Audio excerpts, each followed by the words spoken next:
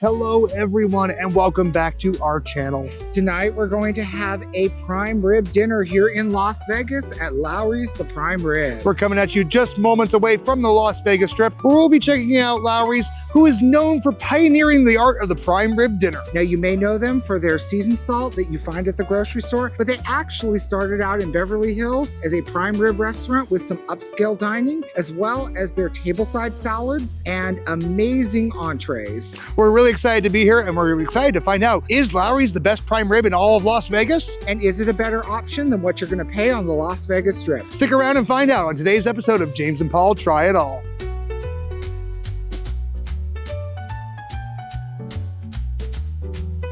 Now, I'm fairly sure that I mentioned it on the channel before, but I love a prime rib, so I am very, very excited to be here tonight. Let's go ahead and head inside, grab our table, and chow down.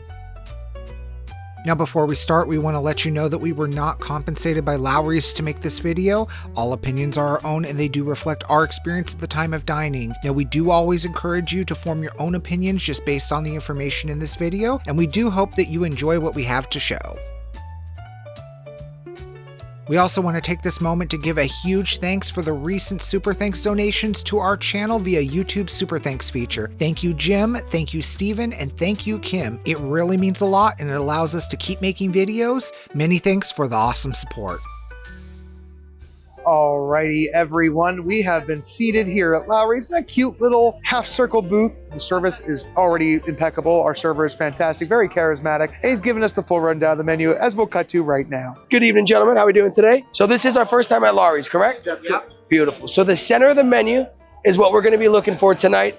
That's our traditional prime rib dinner experience. It's going to be a 2-course offering for you tonight. We're going to start you off with the spinning salad bowl. It's a tableside presentation we're going to present to you both. Now, traditionally, your meal will come with mashed potatoes and gravy, Yorkshire pudding, which is an English tradition. It's going to be similar to a bread that we're going to dip into our au jus, and then some horseradish as well. He will have cream corn and cream spinach available on the cart if you want to add any sides. And you're more than welcome to add some additional sides from the right side of the menu. The right side of the menu will feature grilled asparagus, mushrooms, mac and cheese, french fries, lobster tail. A lot of great options on the side there. Those sides will all just come from the kitchen. Now, if you're not doing prime rib, your eyes are at the top of the menu. Chilean Sea Bass, New York strips, ribeyes, fillets. Lots of great options up there. Just keep in mind, those dishes will not come with salads or sides, so definitely add salads or sides to those dishes. Got it. There's a test afterwards, so you will be graded. I've been taking notes. Thank you. Now, we've gone ahead and placed our order in an effort to show off the diversity of the menu. We have ordered 1 prime rib dinner, as well as the Chilean Sea Bass. But first, we'll be starting off with some crab cakes. Don't go anywhere. That'll be coming very shortly. Now, before our crab cakes arrive, we're going to start off with the house bread here that they brought. I do love a complimentary bread service, which seems to be harder and harder to find nowadays, especially in Las Vegas. Though, heck, even at home in Phoenix, more and more restaurants have done away with the idea of complimentary bread service. The outside of the bread is crispy. Hopefully, it's nice and soft and pillowy on the inside. It's a delicious sourdough. It's got a nice tang to it. The butter just makes it creamy and delicious, adds a little bit of saltiness. I love a crispy, crunchy sourdough. My turn to try some of this sourdough bread. Let's give this a taste. Crispy on the outside, soft in the middle, just the way I like it. The inside of the bread has a perfect tang. Now, as someone who used to actually make sourdough bread at home, Thank you, pandemic. thank you, pandemic. Or just the fact that I created my own sourdough starter because I just wanted to do it in the kitchen. This is some good sourdough bread. I can't wait till they bring out our starters and till we can start getting to those main courses. Stay tuned. Now, as we're waiting for our crab cakes to arrive, I decided to order a cocktail. And I went with the chocolate espresso old fashioned. Now, admittedly, I will be completely honest, I have forgotten what type of whiskey is in here, but it's going to be whiskey, Marie Brizard, cold brew. That being said, let's still give it a taste. I also have to give them props. It's $18. I have paid way more for a old fashioned on the Strip. I'll take $18 for the old fashioned. Smells chocolatey and delicious. Oh my God. Oh, that's good. That's good. If you like chocolate, if you like coffee, if you like and whiskey, this is absolutely wonderful. All right, my friends, here it is. Spinning bowl salad for you. Inside the bowl, we have iceberg, romaine, baby spinach, hard-boiled eggs, shoestring beets, and sourdough croutons. We keep it on a bed of crushed ice so it stays nice and cold. Give it a nice spin. And we add our vintage sherry vinaigrette dressing. We've been using this same dressing, same recipe since 1938. That's when we first opened up in Beverly Hills on La Cienega Boulevard. And that location's still around. So if you're ever in Beverly Hills, I'll put you in a reservation before you leave.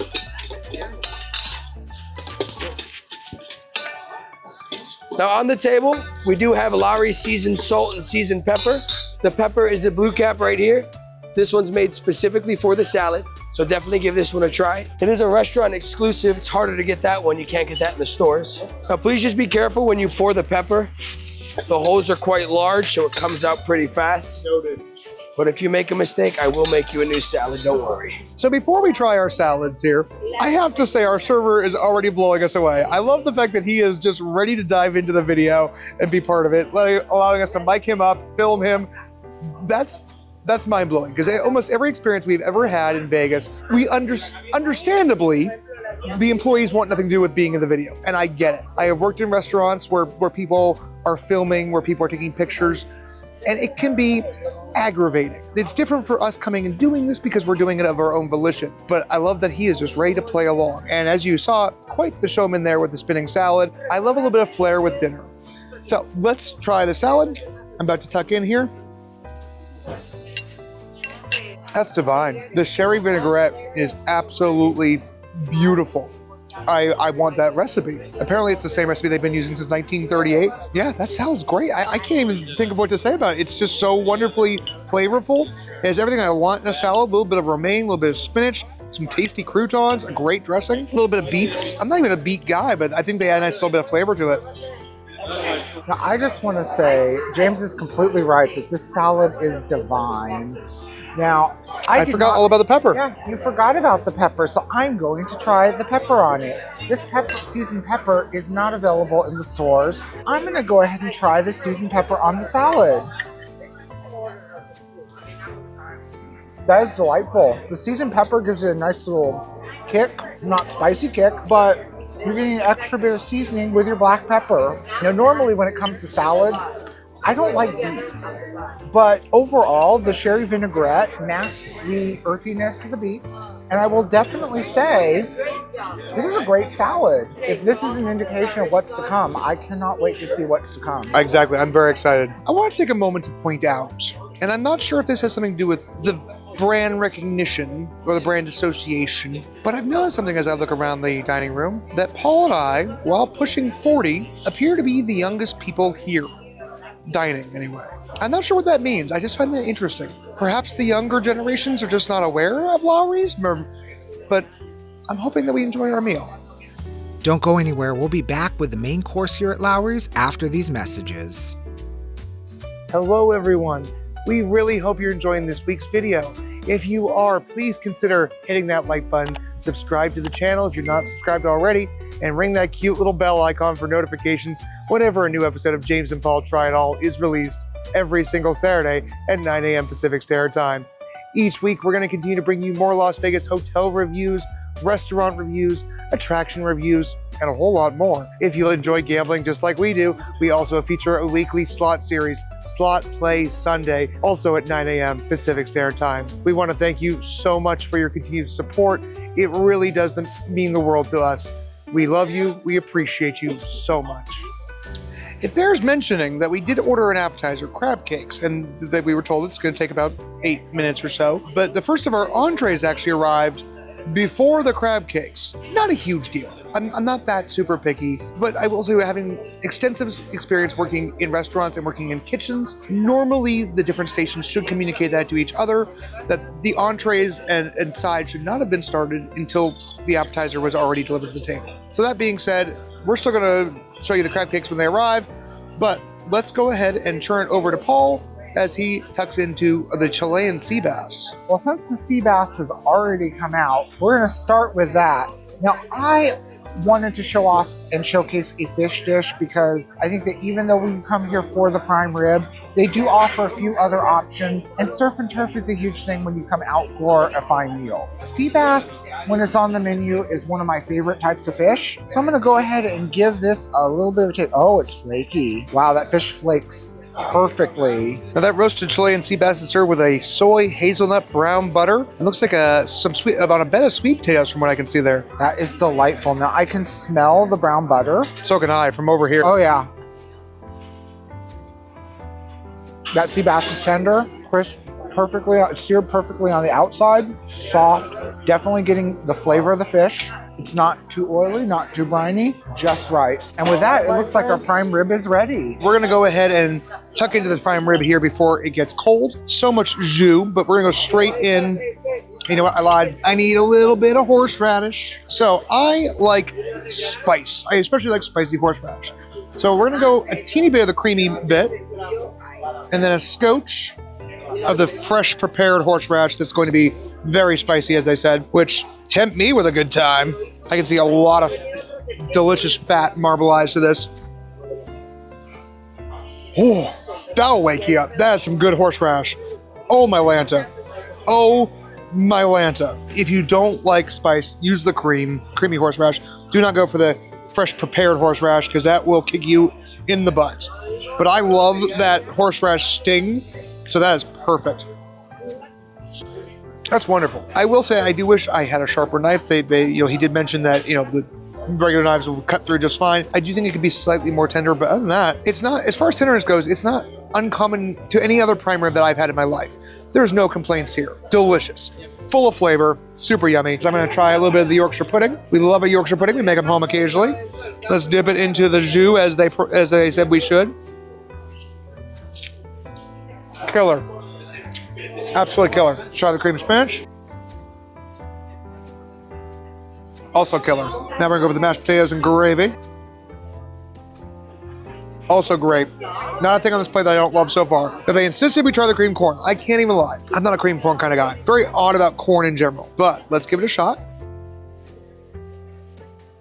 I may have just been having bad cream corn all my life because that is gorgeous. It's sweet. It's creamy. It's wonderfully just so full of flavor. I see why he absolutely insisted we try that. Let's turn it over to Paul because he still has to try the truffled mac and cheese. All right, so if you watch our channel often, you know I'm a sucker for anything with truffle in it. So the truffled mac and cheese is no exception, and I just need to try it. I can already smell the truffle coming out of it. It's got a beautiful cheese pull. That's so cheesy looking. It is cheesy. Let's get one more pull. Oh my God. Pull. Now I could already smell the truffle coming from it. Okay, you got it. I was gonna say, you got cheese all up in your beard. I did, but I'm actually in heaven right now. If heaven was a truffle, this would be it. The noodles are cooked perfectly. They're not too soft, also not too firm. Yeah, the noodles are cooked just right, but I'm actually getting the truffle flavor. It's not overpowering with the truffle. It's also just right. It's got a very earthy flavor, like most things with truffle should be. I could eat this entire dish of truffle mac and cheese and be perfectly happy and content. However, I am gonna leave some so James can enjoy as well. I think you should try the cream corn. Let me take a taste of this cream corn. Now, I actually happen to be a big fan of cream corn. So let's give this a taste. This is the best cream corn I've ever had in my life. You are not kidding. That is some good cream corn. If I can make a meal just out of the truffle mac and cheese and cream corn, I totally would. I think the cream corn is perfect if you are going with the prime rib. Now, I also need to take a little bit of James's cream spinach. I have to also say, I'm not the hugest fan of the cream spinach, but I will say, I love spinach when it's raw. Not the hugest fan of cooked spinach, but oh my God, that's delightful. Okay, I think that's made me a fan of cream spinach. As much as I like to think that I'm a very good cook at home, that beats the pants of any cream spinach I've ever made. Cream spinach. I think that would complement that prime rib perfectly. I tell you what, let's trade because I want to try the Chilean Sea Bass. Awesome. Oh my God, it's so flaky. It is so flaky. Oh, we need to put some lemon on that. See, I did not squeeze the lemon. I still liked it as is though. The sear on that is amazing. The sweet potatoes, I feel like could be cooked a little bit more, but they're still yummy. They're cooked just enough. Okay, no, I lied. The sweet potatoes need more time. The brown butter is amazing though. Chilean sea bass is never something that I would personally order on the menu, but this is one that is so good. I would finish this if Paul let me. It's So I'm gonna tuck into this prime rib here and take a little bit of horseradish, which, you know, I always am not too fond of doing when I do prime rib. I usually just do it as is, but I like to also get out of my comfort zone when we do these videos. So let's take a little bit of the horseradish, and then if you're coming here for prime rib, something that they are famous for, you gotta do the horseradish. Now, I see what James was saying. It's tender, but it does take a little bit of work to get cut. I wanna make sure that I am delicate about this so I don't spill jus everywhere. Right, yeah, don't get that on your jacket. No. Because we just got these dry cleaned before the trip. There we go. I wanna make sure I get a nice cut without mutilating it. Juicy. Mm-hmm. That meat is perfectly tender. I will say I do wish I had a little bit of a sharper knife, but the meat itself is tender. We did get it medium rare. I'd say it's tender enough. Tender enough, exactly. It's still quite delicious. There's a lot of flavor. There we go, one more bite. I'm actually quite glad that I went with the horseradish. I think it's the perfect complement to this prime rib. Now I do want to try this with the Yorkshire pudding. I'm gonna go ahead and dip it into the jus. Let's give this a taste. That was not delicate at all, and I apologize. It's actually baked perfectly. They are a little hard to make because sometimes if you don't cook them enough, then they deflate too much. If you overcook them, they're overdone. I think when you dip that Yorkshire pudding in the jus, it just gives it something extra that I don't normally get at home. Now with that, we are gonna go to our crab cakes, which admittedly did come out a little later. Alrighty, so as Paul mentioned, our crab cakes arrived as we were tasting the other items. Again, we totally understand things like that happen. He's making it right by complimenting the crab cakes. And even then, we didn't ask for that. We were still happily paid. We're gonna start with the crab cakes with the remoulade that they provided us, but he did bring us out a little bit of their lobster bisque. He said this is his own personal preference, his fat version as he referred to it. I love it. So we'll try it first as is, and then we'll try it with the lobster bisque. So now we're gonna try the crab cakes. I have to say, these are some fat suckers here. Oh, they don't even need a knife. Oh, there's so much crab, I can see that. We're gonna give it a little dunk in the remoulade there. Absolutely perfectly seasoned. The crab flavor is strong. The remoulade adds a nice spice to it. Oh man. Crispy and crunchy on the outside. We're gonna do as his recommendation, try a little bit of the lobster bisque. Just gonna slowly drizzle a little bit on there. We debated ordering the lobster bisque. I can see why he enjoys that with the lobster bisque. I will say, I think I like the remoulade just a little bit better myself because it adds an extra little kick, extra little spice. But let's turn it over to Paul so he can try the crab cakes and see what he thinks. I'm excited to try this crab cake because normally when James and I go out for any type of fine meal, we don't normally order the crab cakes. So tonight we are doing the crab cakes. And so I am gonna go ahead and give it a taste and see what I think about it.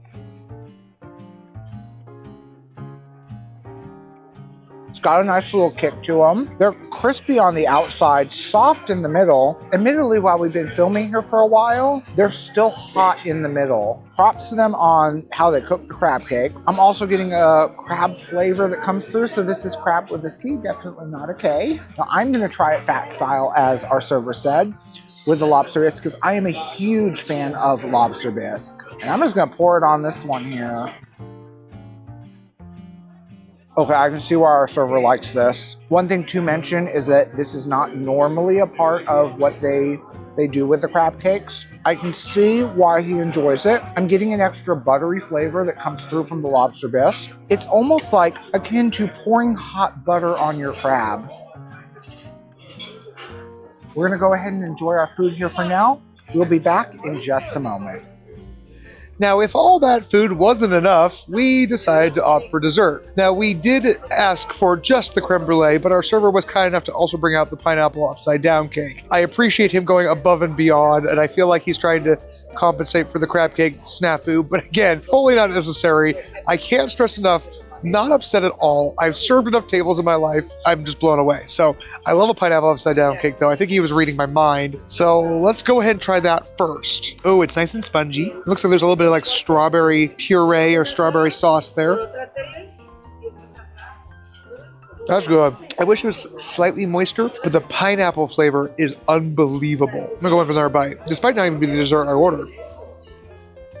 Now we know that some of you asked for dessert, so we put ourselves through this to try it, and I asked for the lightest thing possible, and they did bring out the creme brulee, so I am quite happy with that. Now, creme brulee is always the best way to finish off a meal. I can see that they bruleed the sugar on top. Definitely feel the crack. That is a perfect brulee, not overly done, just right. Spoon goes in softly. So that looks creamy from over here. Oh yeah. Doesn't look, stodgy at all. Not stodgy at all. It is still creamy. It is not firm like other creme brulees that I've had. It is exactly as it should be. You have a little raspberry and a blackberry to enjoy. I think this is a perfect way to finish off a meal. However, we're gonna go tradesies here. Even though we didn't ask for the pineapple upside down cake, James makes an amazing pineapple upside down cake at home, and I'm curious to know how this one stacks up. Let's give this a taste. Now, I am gonna say James's is better, but I will say that this cake is moist. I like the cream in the middle. There's a little hole right there filled with cream. I feel like a joke can be made about that. I mean, there's a little hole in the cake filled with cream. I mean, I keep going back for more bites. Right, it's good. So it is good. The pineapple flavor is very pronounced. It is, yeah, very pronounced. The pineapple feels like it's kind of baked into the cake because it's not layered. Yeah, but that, I think what's throwing me off, though, is the pineapple's actually baked into the cake. Right. It's more like a pineapple cake than a pineapple upside down. Yeah, I think that's what also threw me off is it's called a pineapple upside down cake. It's like a mini pineapple bundt cake. Exactly, a little mini pineapple bundt cake filled with cream where the little mini bundt cake should be. I do enjoy it. I still think yours is better.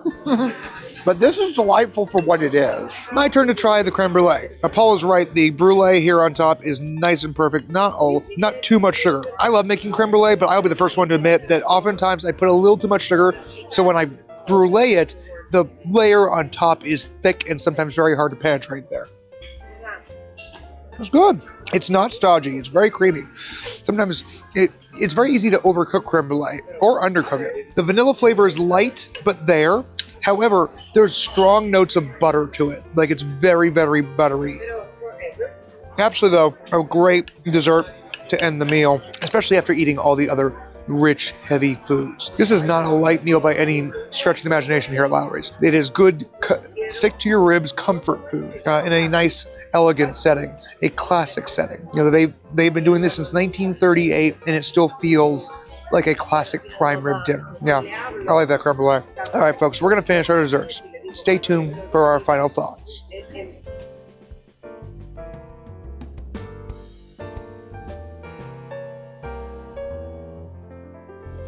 All right, ladies and gentlemen, it's time for our final thoughts. Crab cake snafu withstanding, I have to say, that was an exceptional meal. Service was fantastic. Colin, our server, went above and beyond to try and make up for the missing crab cakes. And I get it, because I would do the exact same. He really did do more than he needed to. They ended up completely above and beyond. Yeah, they ended up comping the crab cakes and comping both of our desserts. Which did not have to do. No, and we were shocked. Overall, I would definitely come back here for a special meal. The total for our bill without the crab cakes, without the dessert, and without the dessert, came to about 170. 170. Now, yes. If we factor that in, let's say about two. It would have been about 200 with the crab cakes. With the crab cakes. Yeah. Overall, compared to what you would pay on the Las Vegas Strip, this isn't a bad price to have a nice meal. We do feel that it's more affordable than a lot of similar restaurants on the Vegas Strip. That being said, it's not cheap. Let's just be honest. If you're looking for a nice meal, or if you just happen to really, really, really love prime rib, I think I could easily say I would recommend Lawry's. With that being said, we have definitely been beating a dead horse. Yeah, and we're stuffed. Yeah, we are stuffed. So, if you enjoyed today's video, be sure and hit that like button, subscribe to the channel, and don't forget to ring that little bell icon for notifications whenever a new episode of James and Paul Try It All is released every Saturday at 9 a.m. Pacific Standard Time. If you enjoy gambling like we do, don't miss our weekly Slot Play series, Slot Play Sunday, every Sunday at 9 a.m. Pacific Standard Time. Have you been to Lawry's, or has this video inspired you to check them out yourself? If so, please let us know in the comments section. We want to hear from you guys. On that note, my friends, you guys are the star of the show. We love you. We appreciate you. And you're the reason that we keep making these silly little videos. Until next week, have a great one. Alrighty guys, I'm so excited. I do love a water slide. I don't know if you can hear any of this in the background, but Fremont's been a Fremont. this video, just as a warning, is going to come off very negative. All right, folks, just know that if you are staying in room 400, you'll have to carry your luggage up 2 small flights of stairs. Now, I love Big Jam. Oh my God, that's so good. Okay, the heat's here. The heat has arrived. It has arrived.